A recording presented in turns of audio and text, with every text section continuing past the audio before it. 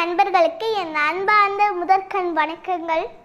இன்றைய தலைப்பு அம்மா. அம்மா என்றால் என்ன?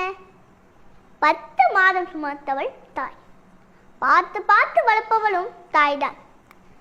தன்னுடைய குழந்தை விரும்பாத தாயை நம்மளால கண்டிப்பா பார்க்கவே முடியாது.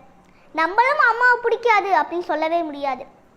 மனிதர்களுக்கு மட்டும்தான் அம்மா என்ற உறவு இருக்கிறது என்று நினைக்காதீர்கள். விலங்குகள், பறவைகள், பூச்சிகளுக்கு கூட தாய் என்ற ஒரு சிறந்த உறவு இருக்குது. அதனால இதை நம்ம கண்டிப்பா தெரிஞ்சுக்கணும். இந்த உலகத்துல எத்தனையோ அம்மாக்கள் இருக்காங்க. அதனால இப்ப நான் சொல்லக்கூடிய கவிதை எல்லா அம்மாக்களுக்குமே சமர்ப்பணம் தான். என்னை சுமந்த ஓர் உயிர் அம்மா. நான் பிறந்த நாளில் இருந்து என்னை நேசிக்கும் ஓர் உயிர் அம்மா உயிர் மட்டுமே.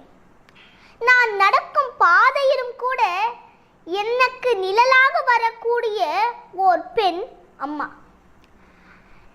என்னை செதுக்கிய ஓர் உளியும் அம்மா மட்டுமே. நமக்கு உலகில் ஒரு சிறந்த துணையாக இருக்கக்கூடிய ஒரு பெண் அம்மா மட்டுமே. எந்த ஒரு அம்மாவுமே இவன் கூட ஒரே தொல்லையாக இருக்குது, எனக்கு இவனை பிடிக்கவே இல்லை அப்படின்னு சொல்லிட்டு எந்த ஒரு அம்மாவுமே எந்த ஒரு குழந்தையுமே ஒதுக்காமல் ஒரு குழந்தைக்கு ஒத்துழைப்பாக இருக்கக்கூடியவங்க. ஒரு குழந்தையுடைய முகத்தை பார்த்து அந்த குழந்தை என்ன விரும்புகிறது என்பதை உணர்ந்து அந்த குழந்தைக்கு வாங்கி கொடுக்கக்கூடிய ஒரு உறவு எதுன்னு பார்த்தீங்கன்னா அம்மா உறவு. அம்மாவோட சிறப்பை சொல்லிக்கிட்டே போகலாம். வார்த்தைகள் இல்லாமல் பேசினேன், கண்கள் இல்லாமல் ரசித்தேன், காற்றே இல்லாமல் சுவாசித்தேன், இவ்வுலகில் எத்தனை வாட்டி தேடி தேடி தேடி தேடி அழிந்தாலும் இவ்வுலகில் நம்மால் மீண்டும் அமர முடியாத ஒரு சிம்மாசனம் தாயின் கருவறை மட்டுமே. இந்த பூமியில் எத்தனையோ தெய்வங்கள் இருக்கின்றார்கள். ஆனாலும் நம்மிடம் பேசக்கூடிய ஒரு தெய்வம் அம்மா தெய்வம் மட்டுமே. நீ யோசித்து பார், நீ உணரு, உனக்கு அப்போது புரியும் அம்மா என்றால் என்னவென்று. ஒரு அம்மா ஸ்தானத்தில் இருந்தால் தான் தெரியும் அம்மாவாக இருக்கிறது எவ்வளோ கஷ்டங்கிறது. நம்ம என்ன நினைப்போம், அம்மா வயிற்றுலேருந்து பிறக்கிறோன்னு நினைப்போம். ஆனால் அந்த 10 மாதங்கிறது நமக்கு எவ்வளோ கஷ்டமானது. அந்த 10 மாதமும் நம்மளை ஒரு பாதுகாப்பாக வச்சுருக்காங்கங்கிறது எவ்வளோ பெரிய விஷயம். தன்னுடைய குழந்தைக்கு ஒரு காயம் பட்டாலும் அந்த அம்மாவை தாங்கிக்க முடியாது. தனக்கு 1000 காயங்கள் படும், ஆனால் தன்னுடைய குழந்தை மேலே ஒரு கீறல் கூட படக்கூடாது. அப்படி பார்த்து பார்த்து வளர்க்கக்கூடிய உறவு அம்மா உறவு.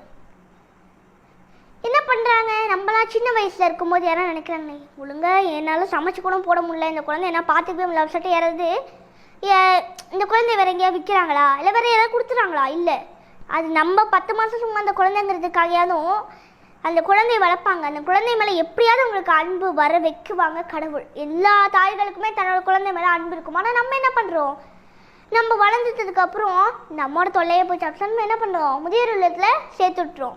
இந்த முதியோர் இல்லத்தை முதலில் தவிர்க்க வேண்டும்.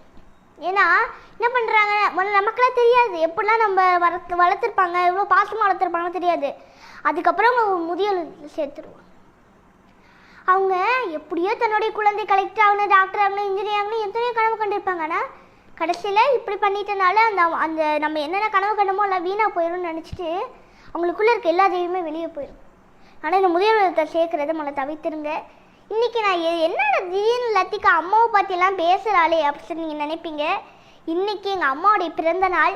எங்கள் அம்மா தான் இப்போ நான் இந்த வரைக்கும் இவ்வளோ விஷயம் வரைக்கும் நான் தொடர்ந்து உங்கள்கிட்ட சொல்கிறேன்னா முக்கிய காரணம் எங்கள் அம்மா தான். அதனால் எங்கள் அம்மாவுக்கு சின்ன சர்ப்ரைஸ் வந்து வச்சுருக்கேன். உங்கள்கிட்ட மட்டும் தான் காமிக்கிறேன், வேறு யாருக்கிட்டையும் சொல்லாதீங்க. சர்ப்ரைஸ்.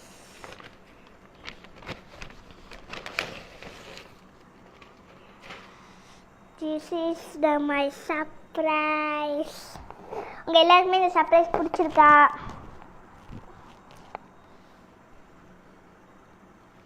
எப்படி இருக்கு முகர்வு நண்பர்களை? மறக்காமல் இந்த ஃபோட்டோ எப்படி இருந்துச்சுங்கிறத கமெண்ட் பாக்ஸில் போட்டுருங்க. மறக்காமல் இங்கே பார்த்தீங்களா, I like my mom, I love my mom.